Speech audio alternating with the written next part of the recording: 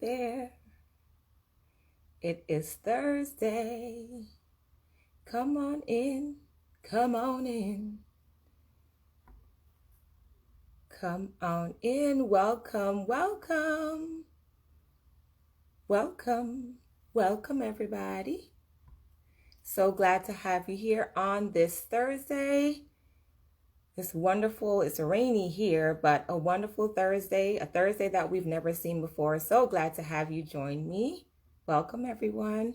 I am going to go ahead and get started because I like to be on time. And so I welcome you all to another segment of The Best Investments. This is a weekly show that I do where I share tips and insights specifically for women on how they can invest in themselves.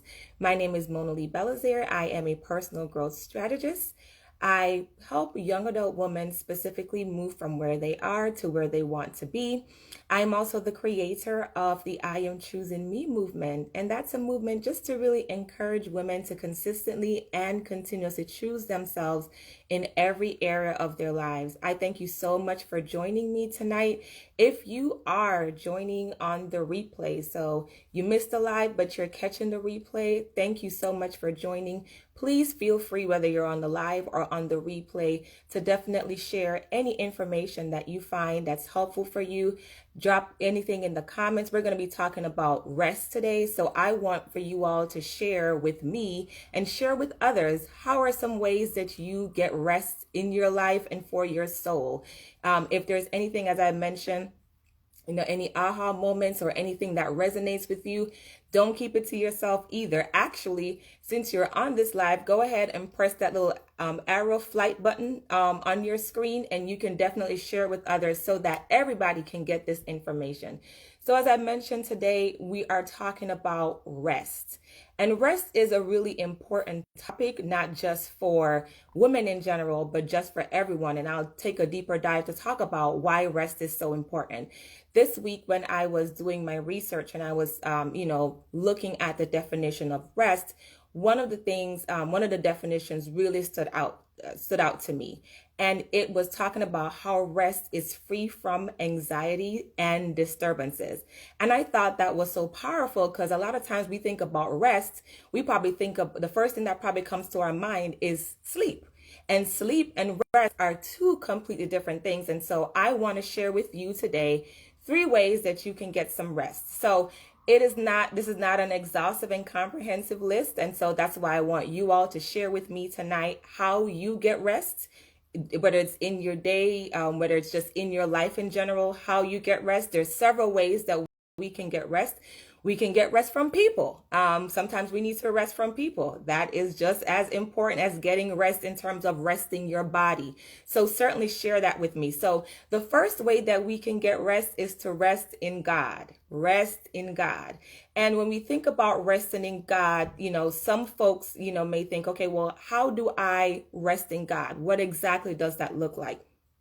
And as I'd mentioned to you before, when I was doing my research on what rest is and looking at some of the definitions, it specifically talks about being free from being anxieties or any type of disturbances. And when I think about resting in God, the first verse that sort of came to my mind, I didn't know at the time what it was, but Philippians 4 verse 6, and many of us probably know it. It says, be anxious for nothing, but in all situations, right, with prayer and petition, with thanksgiving, make your requests known to God. So that's Philippians 4 verse 6.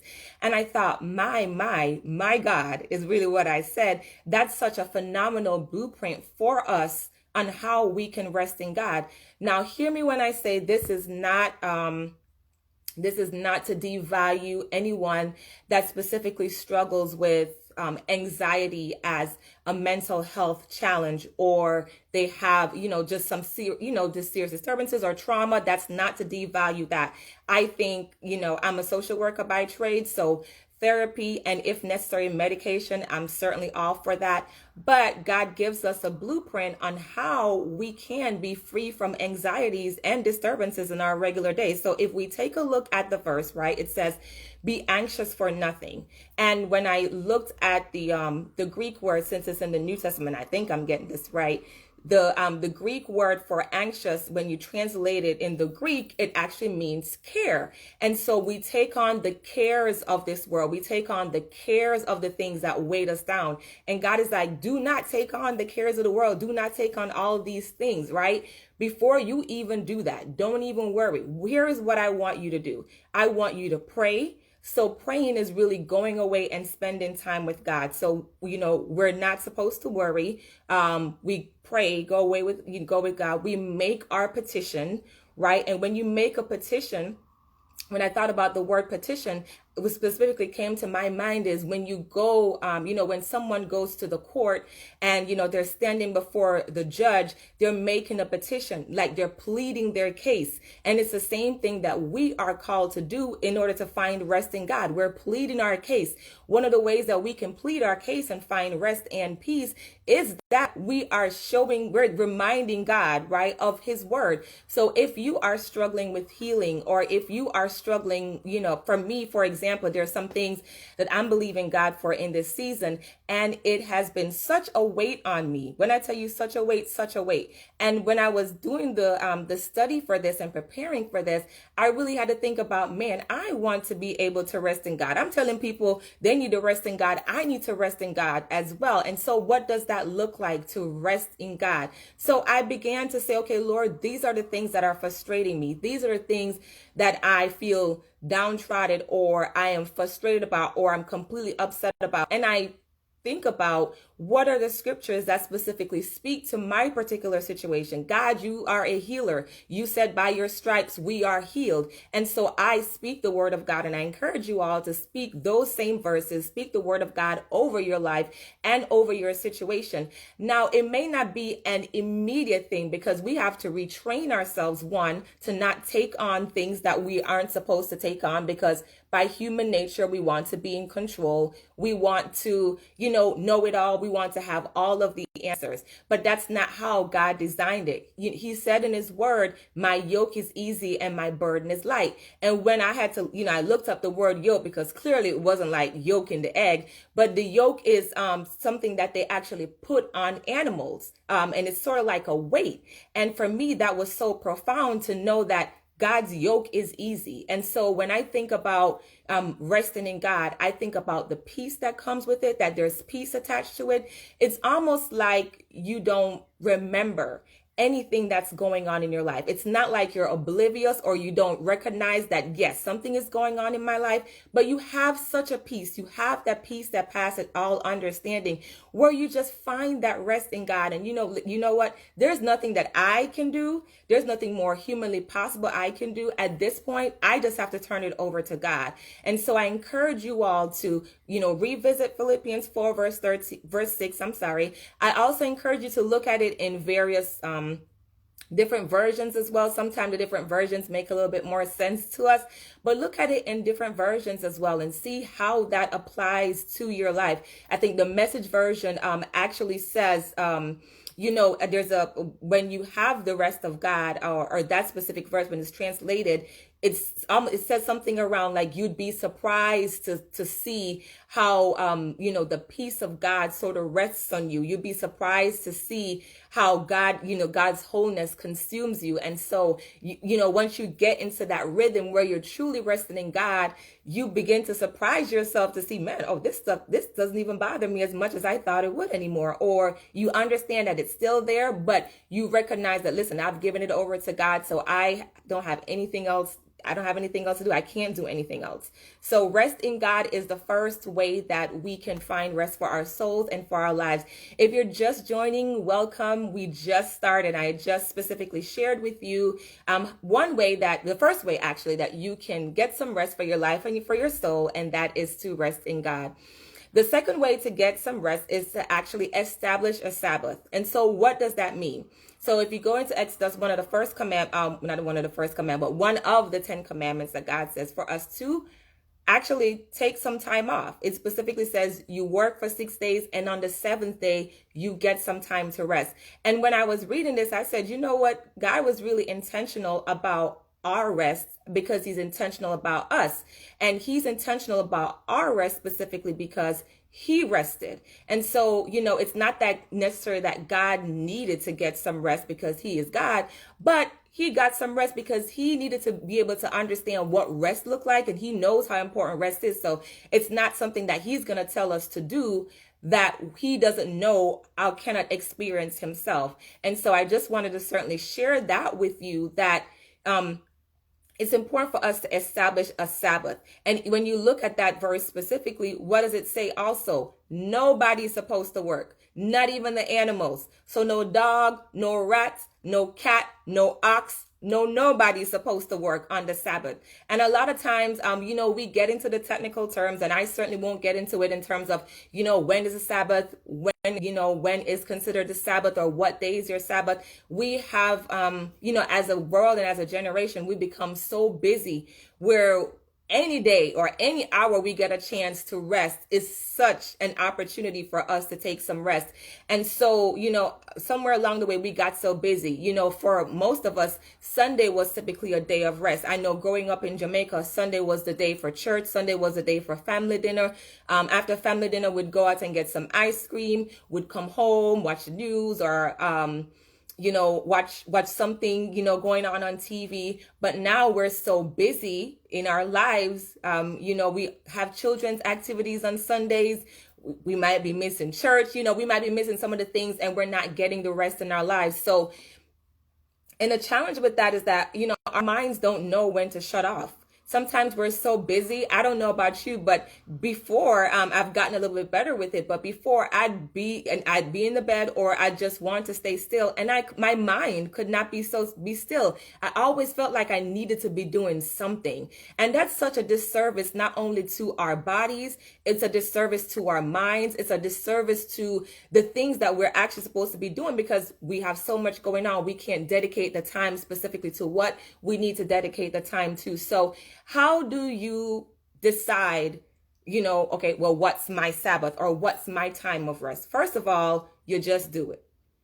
When I tell you, there's always going to be something that's vying for your time. There's never going to be a time in your life unless you are just not doing anything at all. You're not working. You're not participating in any community activities. You're not supporting anything for your kids. You're just not doing anything at all. But even then, something is probably going to be vying for your time. Scrolling on social media may be vying for your time, or doing something else may be vying for your time. And so at some point, we're always going to be pulled in different directions. And so you just have to make up in your mind, listen, this is the time I am scheduling, and this is what I'm considering my Sabbath. If somebody calls you and says, listen, I have this thing, I would like for you to do, or to help me out with, and it falls within your Sabbath time, you know what you tell them? I can't do it. I can't make it. This is the time for rest. This is the time for me.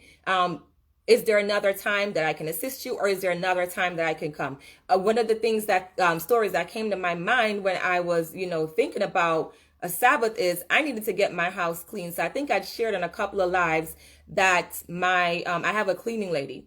And my house hadn't been cleaned. I got a deep clean in a long time. We were just literally maintaining. But, at some point, the maintenance don't last for a long time. You need somebody to come in to have to, just do that deep cleaning. And so I called the cleaning lady and I was like, hey, can you come on Saturday? And she was like, no, I don't do the weekends. The weekends are for my daughter. And, I was like, well, I need my house clean selfishly. But then I completely understood that she said, you know what? It doesn't matter. Yes, I may need the money, and I don't know if she needs the money, but, yes, there's money involved. Yes, I'm getting paid, whatever the case may be. But I am saying no, because the weekends are specifically for my daughter. And that's how serious we have to get about our Sabbath. That's how serious we have to get about our rest. And so you have to take the time to start, even if you can't dedicate a day. So Sundays are a good day for me. And I even had to catch myself sometimes, because I'd find myself running errands on Sunday because I'd be so busy. On Saturdays, I would try to do grocery shopping and everything, and then I would really have no time to rest, because I'd still, I'd probably be cooking dinner and, and doing other things, but I got so busy, and I just didn't want to get to a point where I didn't have a day. So even if you can't specifically carve out a day, carve out some specific time, and also schedule you on your schedule. So schedule your Sabbath on your schedule. For some of us, we may have to put it on our calendar. We may have to say, listen, this is the block of time I'm dedicating. If you're married, you have a spouse, or you're with people that you live with, and you're one of those reliable people that they're always looking for you to do something, they're always calling on you, be like, listen, the story that comes to my mind, I'm forgetting exactly the movie, but the guy, I think his name was Red, and he was holding over the guy over the ledge, and he was like, what are my hours? My hours are from 9 to 5. So sometimes you have to tell people, listen, my hours are from this time to this time. And so the only block of time that I have that I can give you is this, between this time and this time. And we have to get serious about it. Why? Because people will take advantage of our time. That's the truth. They will just say, hey, can you do this? Hey, can you show up? Hey, can you help me? And if we don't say no, if we don't create some type of boundaries, then that's going to continue to be the story of our lives. So definitely find some time, carve out some time, be intentional about when you take that time. Share with others who you live with or who may depend on you for certain things, that, listen, this is my time, and I want you to respect my time, because this is the time that I do have. So I hope that that was helpful for you in terms of how do you find your own Sabbath time. And last but certainly not least, so we went over resting in God, and we talked about exactly what that looks like, and I referenced Philippians 4 verse 6. So you can go back and check the live to see specifically what I said about that. The second way that we can get rest is to establish our Sabbath. And so that's finding some time, carving out some time, whether it's a Saturday or Sunday or whenever, to just dedicate that time to rest. And when you carve out that time, that means that you actually do rest. That doesn't mean that you carve out that time to go find something else to do, because we're good for that. We're absolutely good for doing those types of things, because, oh, I have free time, let me go find something else to do. Or I know I should have paid that bill, or I know I'm supposed to call that person. That's not what that Sabbath time is for. That Sabbath time is for you to get some rest. And so I just wanted to reiterate that. I don't know who that was for. It may have been for me, but that specific time is for you to get some rest. And last but certainly not least, and I absolutely encourage you all to share how you all get some rest, but these are just the 3 things that I want to share with you so that you can get some rest in your life and in your soul. The last thing that you can do to get some rest is to give yourself permission to rest. And why is that important? 1, we don't think we're supposed to rest. We think we're supposed to sleep, but we don't think we're supposed to rest. And as I mentioned earlier in the live, it's 2 separate things. By the time you get to sleep, that means you're tired. Resting is being in a position, it's being in a state where you're not doing any work, but it's not sleeping. And so it's an opportunity for us to say to myself, you know what? I have worked hard. I work hard every day. I give these people my good hours. I give these people at home my good hours. And I may give myself some time, but I may not give myself all the time in the world. And so what do I need to do to prioritize my time so that I can prioritize my rest? First and foremost, what I first should have said was God rested. I mentioned that earlier, but I want to say that again. God rested. It's very clear in the Bible, he did all the work on the 6th day, and on the 7th day he rested. So if God rested, I don't know what makes us think that we need to be going. At some point in time, the hustle and grind just became our middle names, and we have taken on that posture, and we have taken on that culture. And that is not what God designed for us to do. He designed for us to rest. And so you have permission through the Old Testament that gives you specific commandment for you to rest, but also give yourself permission to rest. You don't have to run yourself ragged. You don't have to run yourself red. You don't have to be tired. You can actually take some time and rest. So I mentioned before, you can schedule you on your calendar. So for some of us, we may have to get down to the nitty gritty. I think I'm in a better place right now where when I'm tired, so if I'm working on a project or I'm doing something in the night, as soon as I'm tired, I go to bed. I don't try to burn the midnight oil anymore. First of all, I'm not young. I'm not in college. I don't have a paper due. Whatever I'm working on, I can probably do tomorrow. And most likely I can guarantee that if I'm doing it at 11 o'clock and I send it at midnight, nobody not going to get it at midnight. So I can probably send it in the morning and it would still just be fine, or I can complete the project then. So that is something that I have trained myself to do, is that I get rest. I go to bed very early so that I can be rested. I know I need to sleep, but I also do it so I can get some rest. So I certainly encourage you all to take some time, think about what I've shared. If there's something that resonates with you tonight, please, please, please drop it in the comments. For those of you who just joined, thank you so much for joining. I'm just going to do a real quick recap. We're talking about 3 ways that you can get rest for your soul and for your life. So the first thing I mentioned was resting in God, and I referenced Philippians 4 verse 6. I also want to add to that when we think about rest, we can also think about it as to dwell. And when I looked up the definition for dwell, it's to live in or to live at. And so when someone says to you, where do you dwell? Where do you dwell? Or what is your permanent place of residence? What does that mean? Where do you live? Where do you stay? Right? And so for someone who has a permanent place of residence, you're not going nowhere. Nobody can kick you out of your space. Like you're staying there for the long haul, right? If that's where you live. And that's what resting in God means, that we live in that space. It's a permanent place of residence. It's a permanent posture. So, as you're thinking about that and you're thinking, okay, I'm learning to rest with God. We have a blueprint through Philippians 4 verse 6. We also move into establishing a Sabbath. Exodus 20 talks about, it's full of it's with the 10, it lays out, the 10 commandments. And one of the commandments is for us to keep a Sabbath. And I mentioned earlier that everybody's supposed to rest on the Sabbath, right? The dog, God said there is no animals, no foreigners, no slaves, nobody's supposed to work. And so that gives us an opportunity to really take some time to say, you know what time do I need? What time can I carve out in my schedule that is in my Sabbath, that I tell people I can't do anything during this time. I can't do any work. I can't volunteer. I can't serve. I can't show up at another meeting. I can't show up on another Zoom, because this is the time that I've carved out. If you, I didn't say this earlier, but this may be for someone. If you, if you have children and you have someone that can help you with your kids during your time of Sabbath, you need to tell him, sir, this is my Sabbath time, and I need you to take these children because I'm getting my rest, right? If it's a couple of hours, they'll be all right. And I raised one, and listen, sometimes I have to let him be alone in Jesus' name, and he's turned out wonderfully. So sometimes you just have to separate yourself from that. And last but certainly not least, as I mentioned before, give yourself permission to rest.